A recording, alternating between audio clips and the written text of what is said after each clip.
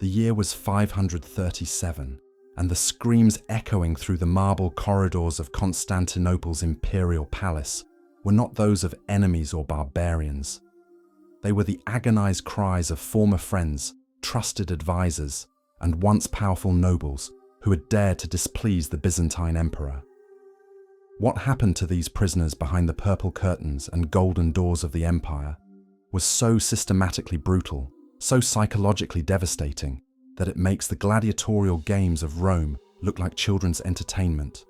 Today, we're going to uncover the terrifying truth about Byzantine punishment methods that were designed not just to destroy the body, but to obliterate the very essence of a person's identity.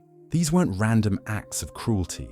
They were calculated instruments of political control that transformed human beings into living warnings for an entire empire.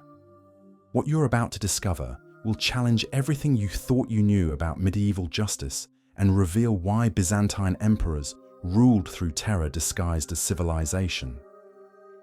The Byzantine Empire, stretching from the 4th to the 15th centuries, perfected the art of punishment in ways that would make modern psychological warfare experts take notes. Unlike other medieval kingdoms that relied on quick executions or simple imprisonment, Byzantine rulers understood that the most effective way to control a population was through spectacle, humiliation, and the complete erasure of human dignity. They turned torture into theatre and suffering into statecraft. But before we dive into the specific horrors these emperors inflicted upon their prisoners, you need to understand the twisted logic behind their methods. Byzantine punishment wasn't about justice in any sense we would recognize today. It was about sending messages that would echo through generations, creating a culture of fear so pervasive that rebellion became unthinkable. The emperors discovered that a single public humiliation could be more effective than 1,000 private executions. The most chilling aspect of Byzantine cruelty was its surgical precision. These weren't the wild, chaotic tortures of barbarian tribes or the straightforward brutality of other medieval kingdoms. Byzantine punishment was refined, methodical, and designed by educated men who understood human psychology with frightening clarity. They knew exactly how to break a person while keeping them alive to serve as an example. Consider the fate of political prisoners who found themselves in the empire's dungeons. Unlike the quick death that awaited common criminals, these individuals faced something far worse. They were subjected to what Byzantine officials euphemistically called imperial correction, a process that could stretch on for months or even years. The goal wasn't to extract confessions or gather intelligence. The goal was transformation, turning influential citizens into hollow shells that would never again pose a threat to imperial authority. The Byzantine approach to punishment began with complete isolation. Prisoners were held in specially designed chambers deep beneath the imperial palaces, spaces so thoroughly cut off from the outside world that inmates lost all sense of time, season, or connection to their former lives. These weren't merely cells, but carefully constructed psychological laboratories where the empire's most skilled interrogators would work to dismantle a human personality piece by piece. The process always began the same way. Everything that connected a prisoner to their former identity was systematically stripped away. Their clothing, jewelry, and personal possessions were removed and destroyed in front of them. Their hair was shaved or cut in patterns that marked them as disgraced. Even their names were taken away, replaced with numbers or degrading nicknames that guards would use exclusively. This initial phase, which Byzantine records refer to as the cleansing, was designed to sever all connections between the prisoner and their past life. What made this particularly devastating was that many of these prisoners had been part of the imperial court itself. Yesterday's trusted advisor became tomorrow's nameless victim, a transformation that sent shockwaves through the entire aristocratic class. Courtiers learned to watch their words, their expressions, even their silence, knowing that any perceived slight could result in their own cleansing. The Byzantines understood that physical torture while effective in the short term, had limitations. A person could die from physical abuse, ending their usefulness as an example. Worse, they might become martyrs, inspiring others to resist imperial authority. Instead, Byzantine jailers focused on psychological techniques that would leave prisoners alive but fundamentally changed. They developed methods that attacked the mind while leaving the body largely intact. One of their most insidious techniques involved the manipulation of hope and despair. Prisoners would be told they were about to be released, only to have their freedom snatched away at the last moment. This cycle would be repeated endlessly, each false promise followed by renewed captivity. Guards would describe in detail the lives their prisoners' families were living without them, how quickly they had been forgotten, how their former friends now spoke of them with contempt or fear. The empire's record keepers, always meticulous in their documentation, left behind accounts that reveal the clinical precision with which these psychological assaults were carried out. Imperial torturers weren't sadistic brutes, but educated professionals who approached their work with the same methodical care that other bureaucrats brought to tax collection or military logistics. They kept detailed notes on each prisoner's psychological profile, tracking which techniques proved most effective against different personality types. Wealthy merchants who had grown too powerful found themselves subjected to elaborate financial humiliations. They would be forced to watch as their life's work was systematically destroyed, their trade networks dismantled, their family members stripped of status and comfort. But they weren't killed. Instead, they were kept alive to witness the complete erasure of everything they had built, their minds broken by the magnitude of their losses. Religious prisoners faced specialized torments designed to attack their faith. Byzantine interrogators, many of whom were themselves learned theologians, would engage in twisted theological debates designed to undermine their victims' beliefs. They would present carefully crafted arguments that challenged core religious principles, using the prisoner's own devotion as a weapon against them. The goal wasn't conversion, but confusion, creating doubts so profound that prisoners would lose their sense of spiritual identity along with everything else. The treatment of noble prisoners was perhaps the most psychologically sophisticated. These individuals had built their entire identities around concepts of honor, dignity, and social position. Byzantine torturers would systematically attack each of these foundations, forcing aristocrats to perform degrading tasks, to beg for basic necessities, to witness their family names being dragged through public scandal. The humiliation was so complete that many prisoners begged for death, only to be told that they had forfeited even that right. What made these psychological tortures even more effective was their public dimension. The Byzantine Empire was built on spectacle, and punishment was no exception. Selected aspects of a prisoner's degradation would be made visible to the broader population through carefully orchestrated public events. Citizens would see former nobles reduced to begging, once powerful merchants working as common laborers, respected religious figures publicly renouncing their beliefs. These spectacles served multiple purposes.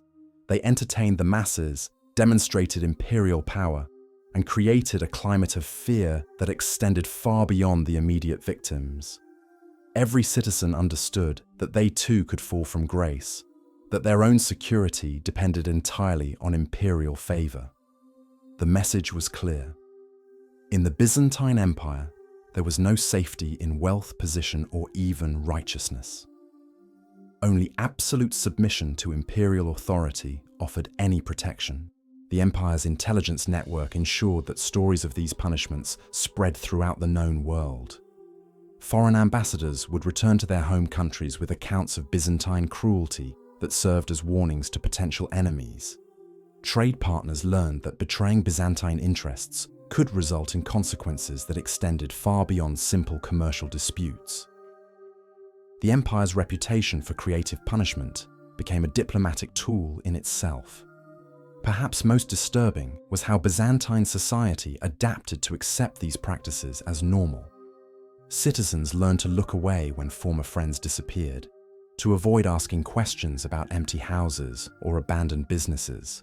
They developed a collective amnesia that allowed them to function in a society where anyone could be erased at any moment. This psychological adaptation was itself a form of victory for the imperial system, proof that the punishment methods were achieving their broader social goals. The bureaucracy of cruelty extended throughout the empire's vast administrative apparatus. Local governors competed to devise new forms of punishment that would impress their imperial superiors. Military commanders used similar techniques to maintain discipline within their ranks. Even religious authorities adopted modified versions of these methods to deal with heretics and dissidents. The empire had created a culture of systematic dehumanization that permeated every level of society. Humanization that permeated every level of society. The refinement of Byzantine cruelty reached its peak during the reign of Justinian, when the empire developed what they called ceremonial erasure. This wasn't simply punishment. It was the methodical deletion of a human being from existence while keeping their body alive as testimony to imperial power. The process began with what court documents referred to as the invitation, a summons that appeared routine but marked the beginning of a carefully choreographed destruction. Prisoners selected for ceremonial erasure were brought to specially constructed chambers within the imperial complex. These rooms were designed with meticulous attention to psychological impact. The walls were lined with mirrors, forcing prisoners to confront their own degradation at every turn. The floors were made of polished stone that reflected sound, amplifying every whisper, every sob, every breath into an echo chamber of despair. Even the lighting was calculated, dim enough to create shadows and uncertainty, bright enough to ensure that nothing could be hidden. The first phase involved what Byzantine officials termed social death. Every connection the prisoner had maintained to their former life was severed with surgical precision. Their marriages were declared invalid, their children were legally orphaned and given new names. Their business partnerships were dissolved, and their assets redistributed. Property that had been in their families for generations was seized and granted to imperial favorites. Most devastating of all, their names were removed from all official records, erased from legal documents, scratched out of family genealogies. But the Byzantines understood that true erasure required more than bureaucratic measures. They needed to destroy the person's internal sense of self, to convince them that they had never truly existed at all. Guards were trained to speak to prisoners as if they were already dead, referring to them in the past tense, discussing their lives as historical events rather than ongoing realities. The person who once bore your face accomplished nothing of importance, they would say. The family you remember belonging to has moved on without difficulty. The empire's scholars, many of whom were involved in developing these techniques, understood that memory was the foundation of identity. They created elaborate systems designed to attack and corrupt their prisoners' recollections. False documents were produced showing that the prisoner's achievements belonged to others. Actors were hired to pose as former friends and family members, visiting the cells to express relief that the prisoner was finally gone. These performances were so convincing that many prisoners began to question their own memories, wondering if their entire lives had been elaborate delusions. Physical alterations were made with equal precision. Prisoners were subjected to procedures that changed their appearance in subtle but permanent ways. Scars were created in specific patterns that marked them as imperial property. Their voices were damaged through techniques that left them unable to speak clearly, ensuring that even if they somehow escaped, they could never effectively communicate their experiences. Their posture was altered through prolonged positioning that left them unable to stand with the dignity they had once possessed. The empire developed specialized roles for different types of prisoners. Former military commanders were forced to serve as entertainment for the guards, performing mock battles with wooden weapons while their captors laughed at their reduced circumstances.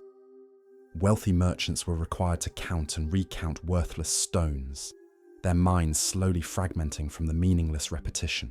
Religious leaders were compelled to copy heretical texts, their hands writing blasphemies that contradicted everything they had once believed sacred. What made these punishments particularly effective was their indefinite nature. Unlike traditional executions, which provided a clear endpoint, ceremonial erasure could continue for decades. Prisoners aged in their cells, their bodies deteriorating, while their minds remained trapped in an endless cycle of degradation. Some lived for 20 or 30 years in this state, becoming living ghosts who served as reminders of imperial power to new generations of potential dissidents. The Byzantines also pioneered what they called graduated revelation, a technique designed to maximize psychological impact over time. Prisoners were initially told that their punishment would be temporary, that good behavior might earn them release. Months or years later, they would learn that their families had been told they were dead, that memorial services had been held in their honor. Still later, they might discover that their children had been raised to believe their imprisoned parent had been a criminal or traitor. This systematic revelation of losses was timed to coincide with moments when prisoners showed signs of psychological recovery.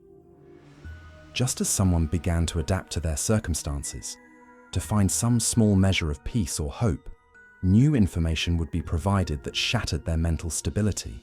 Guards kept detailed records of these psychological cycles, noting which revelations proved most effective against different personality types. The empire's medical practitioners developed drugs and techniques that enhanced the psychological impact of imprisonment without causing obvious physical damage.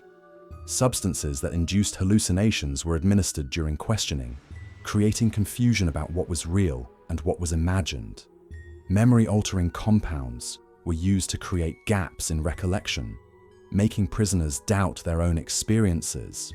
Sleep deprivation was carefully managed to maintain prisoners on the edge of consciousness without allowing them to collapse completely.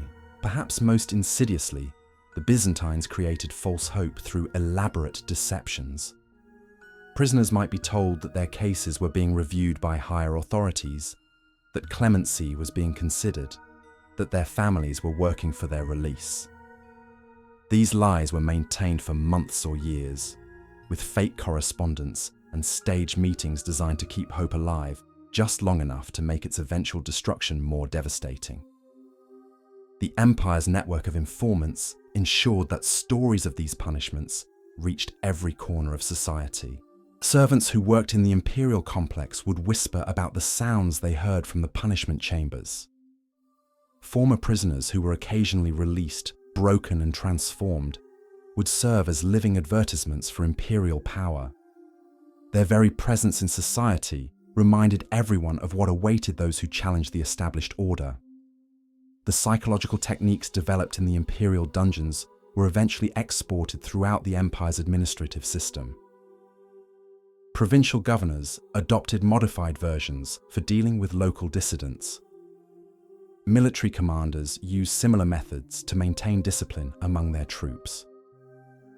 Even merchants and craftsmen learned to apply psychological pressure in their business dealings, recognizing the effectiveness of techniques that attacked identity rather than simply threatening physical harm. The empire's educational system was adapted to support these punishment methods.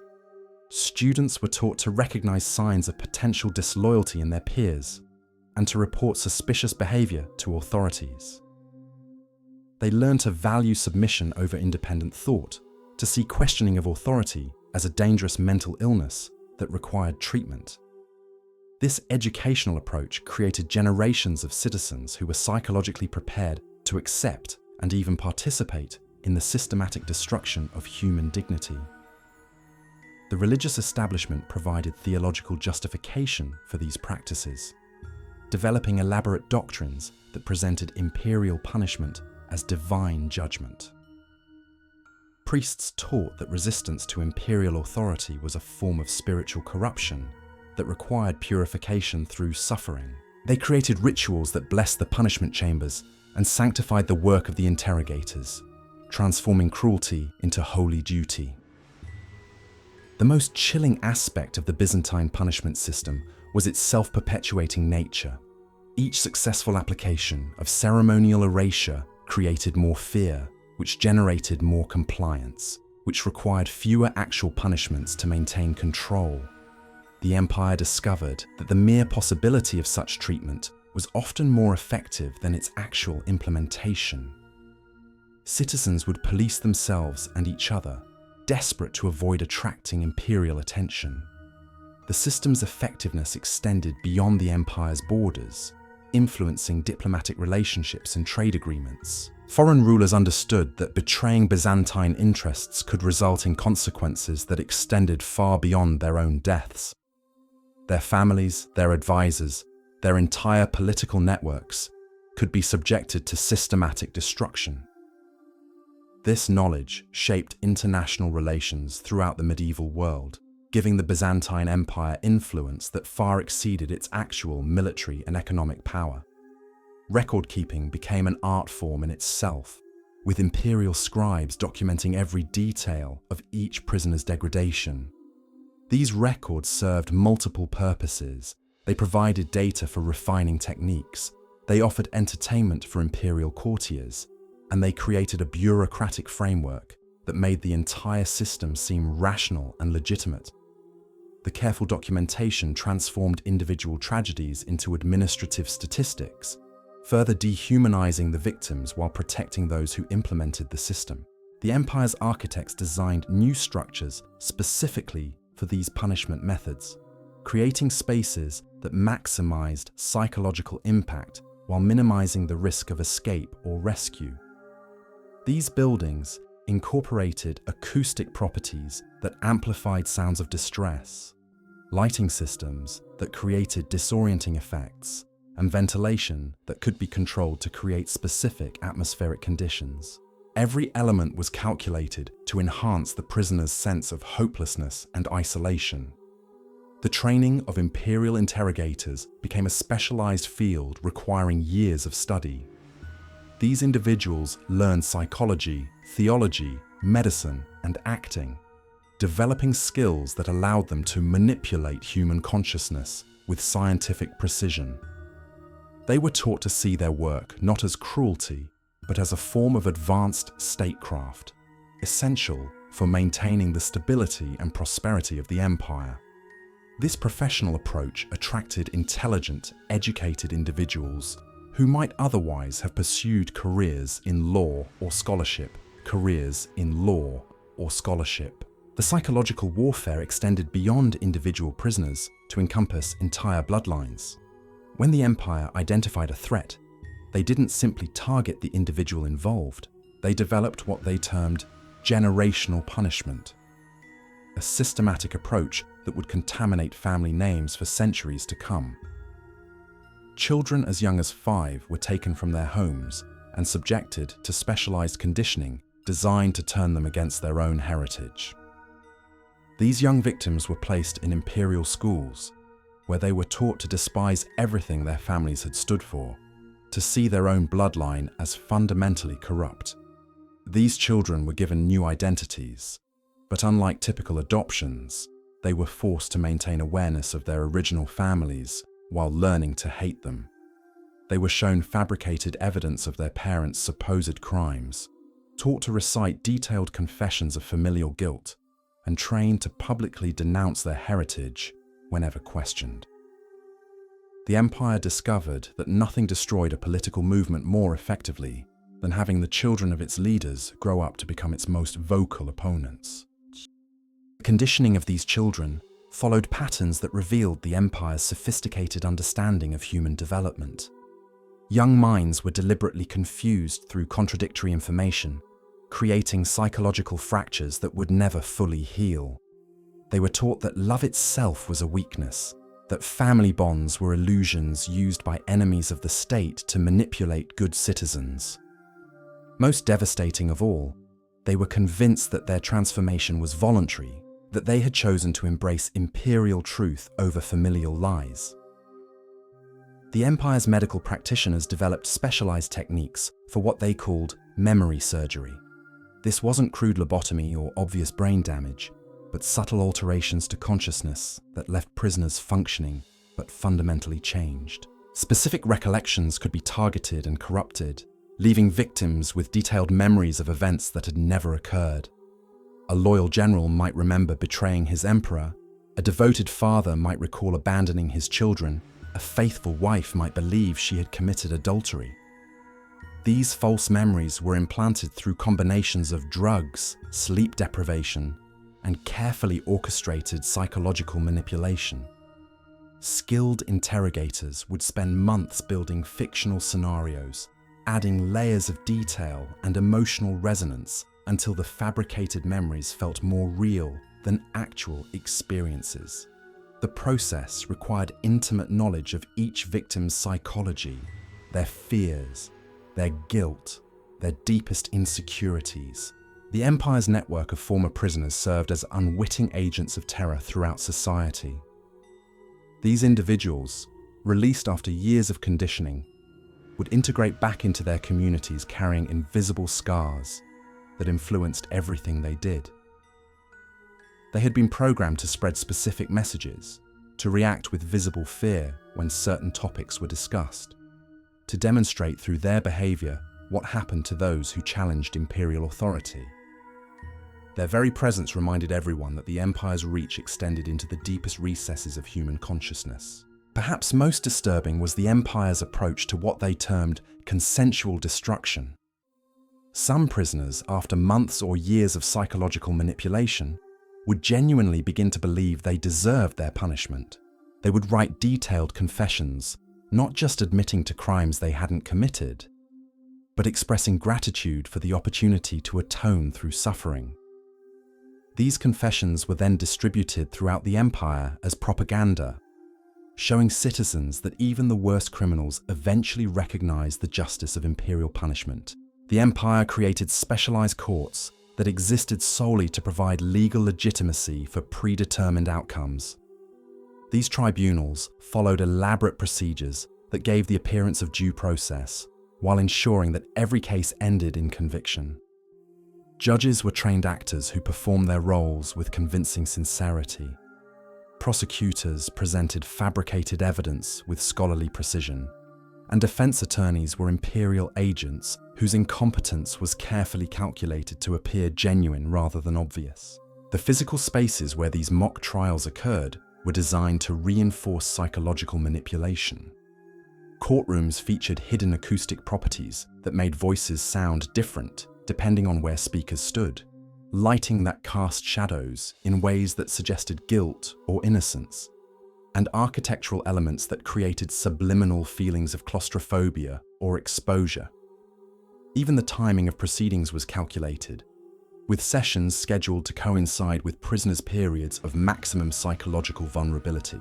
The Empire's torture specialists developed techniques that attacked not just the body, but the victim's understanding of reality itself. Prisoners would be subjected to experiences so bizarre and disorienting that they began to question their own sanity. They might be placed in rooms where the walls gradually moved inward over the course of days, or subjected to sounds that seemed to come from impossible directions, or forced to witness events that defied logical explanation. These reality-distorting techniques served multiple purposes. They made prisoners more susceptible to suggestion, more likely to accept false information as truth. They created lasting psychological damage that would continue long after physical wounds had healed. Most importantly, they ensured that even if prisoners were eventually released, their testimony about their experiences would seem so fantastical that no one would believe them. The Empire pioneered the use of what they called social mirrors, elaborate deceptions that convinced prisoners their own communities had turned against them. Actors would be hired to pose as former friends and family members, visiting cells to express disappointment and disgust. These performances were so detailed and convincing that many prisoners genuinely believed they had been abandoned by everyone they had once trusted. The isolation this created was more complete than any physical confinement could achieve. The training facilities for imperial interrogators resembled universities more than torture chambers. Students studied human psychology with the same dedication that scholars in other institutions devoted to philosophy or mathematics. They learned to recognize subtle signs of psychological weakness, to identify which emotional triggers would prove most effective against different personality types, to maintain their own mental stability while systematically destroying that of others. These educational programs attracted some of the empire's brightest minds, individuals who might have become great physicians, teachers, or administrators. The empire understood that effective psychological manipulation required intelligence and creativity, not simple brutality. They offered generous compensation, social prestige, and intellectual challenges that appealed to ambitious young people seeking meaningful careers in imperial service. The graduation ceremonies for these programs were themselves exercises in psychological conditioning. New interrogators would demonstrate their skills on live subjects, showing their instructors how effectively they could break down human resistance. The best students were those who could maintain friendly, even compassionate demeanors while systematically destroying their subjects' sense of self. This combination of apparent kindness with absolute cruelty proved devastatingly effective in actual practice. The empire's record-keeping system for these activities was so comprehensive that it created its own bureaucratic culture. Clerks specialized in documenting different aspects of psychological destruction, creating detailed taxonomies of human suffering that were studied and refined like any other imperial science. These records served as training materials for new interrogators, reference guides for handling similar cases, and historical documents that could be consulted when dealing with related political situations. The sheer volume of documentation created storage problems that the empire solved through innovative archival techniques. Underground chambers were excavated specifically to house these records, creating vast libraries of human misery that stretched for miles beneath the imperial capital. Access to these archives was strictly controlled, with different levels of clearance required to view materials related to different types of punishment. The most sensitive documents were encrypted using codes that changed regularly to prevent unauthorized access. The empire's intelligence network used information gathered during interrogations to map the psychological landscape of entire populations. They identified which fears were most common among different social classes, which loyalties ran deepest, which pressures were most likely to produce desired behavioral changes. This data was then used to design broader social policies that would prevent dissent from emerging in the first place.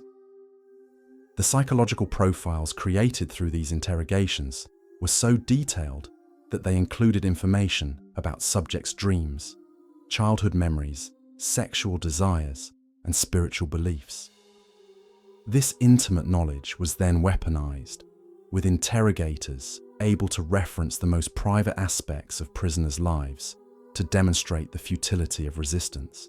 Knowing that the empire possessed such complete information about their inner selves often broke prisoners more effectively than any physical torture could have achieved.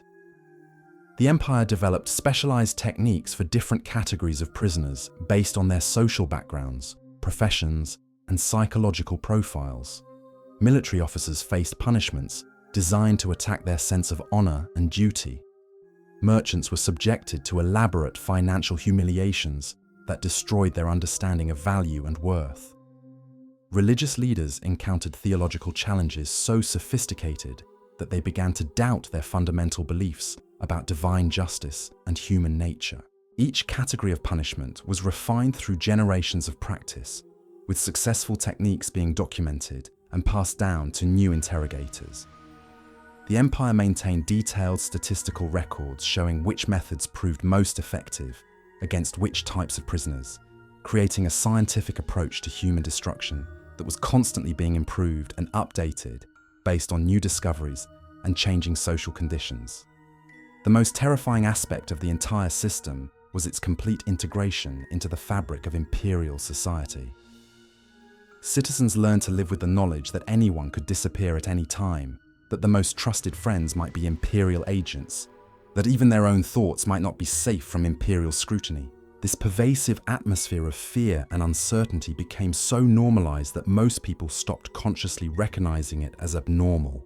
The empire's punishment methods created a society where genuine human connection became increasingly difficult. People learned to guard their words, their expressions, even their silences.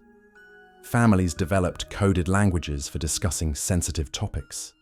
Friends maintained emotional distances to protect themselves from potential betrayal, and entire communities functioned under layers of deception and mistrust that the empire had deliberately cultivated. The psychological techniques developed in the imperial dungeons eventually influenced every aspect of Byzantine culture, from art and literature to commerce and religion. The empire had created a comprehensive system for controlling human consciousness that extended far beyond formal punishment into the daily lives of ordinary citizens. This represents perhaps the most chilling achievement of Byzantine cruelty, the transformation of an entire civilization into a machine for psychological oppression. Repression. The long-term effects of this systematic psychological warfare extended beyond individual victims to reshape entire generations of Byzantine society. Children who grew up witnessing the public humiliation of their neighbors, teachers, and community leaders developed what imperial physicians termed anticipatory compliance disorder. These young people learned to suppress their natural curiosity and independence, becoming adults who instinctively avoided any behavior that might attract official attention. The empire's educational institutions became laboratories for perfecting these psychological control mechanisms. Teachers were trained to identify students who showed signs of independent thinking, creativity, or questioning authority. These children weren't immediately punished, but were marked for special attention, subjected to subtle forms of conditioning designed to redirect their intellectual energy toward approved channels. The most promising young minds were recruited into imperial service, their natural talents channeled into perfecting the very system that had identified and shaped them. Byzantine scholars developed what they called preventive psychology, techniques designed to identify and neutralize potential dissidents before they could act on their opposition. Citizens were subjected to periodic psychological evaluations disguised as routine administrative procedures. These assessments measured loyalty, identified personal vulnerabilities, and created detailed profiles that could be used for future manipulation if necessary. The data collected during these sessions was so comprehensive that imperial officials often knew more about a person's inner life than they knew about themselves. The empire's approach to collective punishment reached new heights of sophistication during times of widespread unrest. Rather than responding with mass executions that might create martyrs, Byzantine authorities would select specific individuals from different social strata and subject them to highly visible psychological destruction. A merchant, a soldier, a priest, and a noble might all be broken simultaneously, each through methods specifically designed to terrify their particular social group. These coordinated campaigns of terror were choreographed with theatrical precision. The timing of each public humiliation was calculated to maximize psychological impact across different segments of society. A merchant's financial ruin would be revealed just as trade negotiations were beginning, demonstrating to the commercial class what happened to those who prioritize profit over imperial loyalty. A soldier's disgrace would coincide with military ceremonies, reminding the army that valor meant nothing without absolute obedience. The empire's network of psychological operatives extended throughout the known world, with agents trained to identify and exploit the mental weaknesses of foreign dignitaries, merchants, and scholars. These individuals would be invited to Constantinople under various pretexts, subjected to subtle forms of psychological manipulation during their visits, and sent home carrying invisible scars that would influence their future decisions. Many foreign leaders found themselves making inexplicably favorable deals with the empire, unaware that their judgment had been compromised through carefully applied psychological pressure. The Byzantine approach to information warfare was equally sophisticated. They developed techniques for implanting false memories and beliefs that would spread through populations like psychological contagions. Carefully crafted stories would be introduced into communities through trusted sources, designed to create specific fears and prejudices that would serve imperial interests. These narrative weapons were so effective that entire regions could be pacified without deploying a single soldier. The empire's medical establishment played a crucial role in legitimizing these practices by developing scientific explanations for why certain individuals required psychological correction. Imperial physicians created elaborate theories about mental diseases that supposedly caused disloyalty, describing opposition to imperial authority as symptoms of treatable conditions rather than legitimate political positions. This medical framework allowed the empire to present its most brutal psychological interventions as therapeutic procedures designed to help sick individuals recover their mental health. The treatment facilities where these medical procedures took place were designed to look like healing institutions rather than torture chambers. Patients were attended by individuals wearing physician robes, subjected to procedures that resembled legitimate medical treatments, and kept in environments that superficially resembled hospitals. This medical disguise served multiple purposes. It provided legal and moral cover for psychological destruction. It confused victims about the nature of their treatment. And it recruited genuinely caring individuals who believed they were helping rather than harming their patients. The empire's approach to family destruction evolved to target specific psychological bonds rather than simply separating relatives. They developed techniques for turning family members against each other through carefully orchestrated revelations of real or fabricated betrayals. A father might be shown forged evidence that his son had reported him to imperial authorities. A wife might be convinced that her husband had revealed her secrets to gain favor with officials. These manufactured conflicts created lasting damage to family structures that continued long after the immediate political crisis had passed. The psychological conditioning of imperial agents themselves represented another dimension of Byzantine sophistication. These individuals were trained to maintain their humanity while participating in systematic dehumanization, to feel genuine compassion for their victims while professionally destroying them. This emotional compartmentalization was achieved through elaborate philosophical and religious frameworks that presented psychological torture as a form of spiritual service to the empire and ultimately to the victims themselves. The empire's approach to rehabilitating broken prisoners involved creating new identities that served imperial purposes while maintaining the illusion of individual agency. Former dissidents might be given positions of apparent authority within communities they had once tried to organize against imperial rule.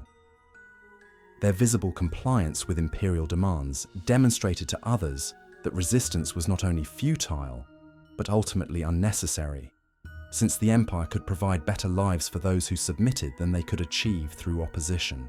These reformed prisoners became some of the empire's most effective agents of psychological control. Their personal testimonies about the benefits of submission carried more weight than any official propaganda could achieve. They could speak from experience about the futility of resistance and the rewards of compliance, their own transformed lives serving as powerful arguments for imperial legitimacy. The empire's intelligence services developed psychological profiles of entire populations, identifying collective fears and desires that could be manipulated to serve imperial interests. They understood that different communities required different approaches. Mountain peoples might be controlled through threats to their traditional independence, while urban populations might respond better to economic pressures. These regional psychological strategies were refined through generations of practice, creating a comprehensive understanding of how to control human behavior across diverse cultural contexts. The Byzantine system of psychological control was so effective that it eventually became self-perpetuating. Citizens learned to police themselves and their neighbors, reporting suspicious behavior not out of loyalty to the empire, but out of terror of being reported themselves. This created a society where everyone was simultaneously victim and perpetrator, where survival required constant vigilance against one's own thoughts and impulses as much as against external threats. The empire's cultural productions reflected and reinforced these psychological control mechanisms. Art, literature, music, and religious ceremonies all carried subtle messages about the importance of submission and the dangers of independent thought. Citizens were surrounded by constant reminders of imperial power and individual powerlessness, their minds shaped by a comprehensive propaganda system that operated at every level of society. The training of imperial psychological specialists eventually became so sophisticated that it attracted scholars from throughout the known world. These individuals came to Constantinople believing they were studying advanced techniques for understanding human nature, only to find themselves recruited into a system designed to destroy the very humanity they had sought to comprehend. Many became willing participants in imperial psychological warfare, convinced that their work represented the highest achievement of human knowledge about consciousness and behavior. The empire's record-keeping systems for psychological operations created vast archives of human suffering that served as reference materials for future operations. These documents contain detailed descriptions of successful techniques, analysis of failed approaches, and comprehensive psychological profiles of thousands of individuals. The knowledge accumulated in these archives represented centuries of systematic study into the methods of human mental destruction, creating a scientific foundation for psychological warfare that would influence political control systems for generations to come. The legacy of Byzantine psychological warfare extended far beyond the empire's political boundaries, influencing the development of control systems throughout the medieval and early modern worlds. Rulers across Europe and Asia adapted Byzantine techniques for their own purposes, creating a network of psychological oppression that shaped the development of political authority for centuries. The empire had created not just a system for controlling its own population, but a template for psychological domination that would be copied and refined by countless other regimes. The ultimate horror of the Byzantine approach to human control was not its cruelty, but its effectiveness. By the time the empire finally fell, it had created a population so thoroughly conditioned to psychological submission that many citizens genuinely mourned the loss of the system that had oppressed them. The empire's final achievement was transforming its own victims into willing collaborators in their own mental enslavement, a psychological victory so complete that it outlasted the political structure that had created it. The Byzantine Empire's systematic approach to psychological destruction reveals a terrifying truth about the nature of power and human vulnerability.